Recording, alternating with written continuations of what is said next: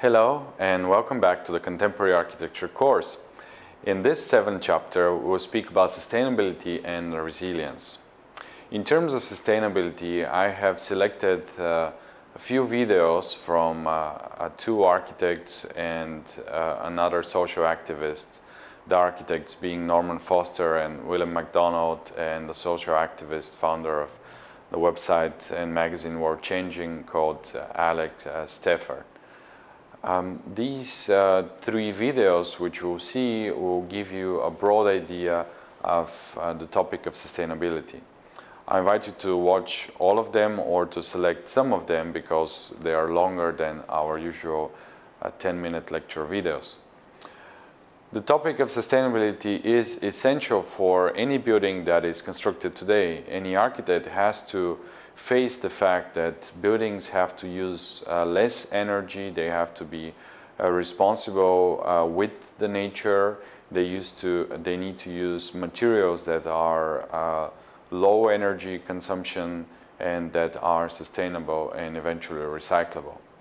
In terms of materials, we know that the most sustainable material today is wood. So if we are able to make buildings out of wood, and produce the wood in environment which is also controlled and it's sustainable, then that would be the ideal material for construction. Another material a little more energy consuming than wood is brick, which is consumes 4 times more energy than wood. Then we have other materials, for example, concrete, which is 5 times more than wood, which still qualifies as a relatively sustainable material. And then we have materials that are very unsustainable, as for example, steel, glass, aluminum, which is more than 120 times, consumes more than 120 times more energy than wood. So when an architect designs a building, they have to understand which materials they would be using, how much of it, and whether these materials can be recycled after the demolition of a building eventually one day. We think of buildings in terms of cycles, and we think of these cycles almost as natural processes. The same way as nature, we have the natural process of matter transforming from life organism to something else and then coming back to life and continuing this infinite cycle. In the same way, we have to think about architecture. We have to see how the materials that we use in a building eventually later can be transformed and reused in a different way. For example, the steel, it could be melted and reused in a different building. Same thing with the plastic, eventually with the glass. There are materials that cannot be recycled, and those go directly to landfill. Architecture accounts for one of the biggest energy consumptions in the world today. It is 44% of energy consumption, which is more than transportation or manufacturing eventually. That high level of consumption is because buildings use cooling and heating on one side, and then also the energy for the construction on the other side.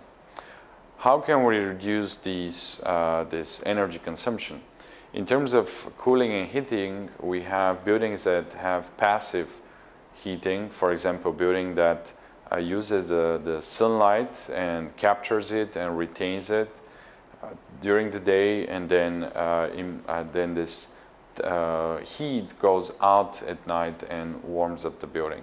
So there are ways of building architecture so that it is able to capture this solar energy and to retain it. On the other side, how can we cool buildings? We have been used in a lot of the buildings in the Western world in the past 40 or 50 years to air conditioning. A lot of the buildings that are built today, office towers, for example, in New York City, their windows cannot even open. So everything within the building is heated and cooled through artificial systems.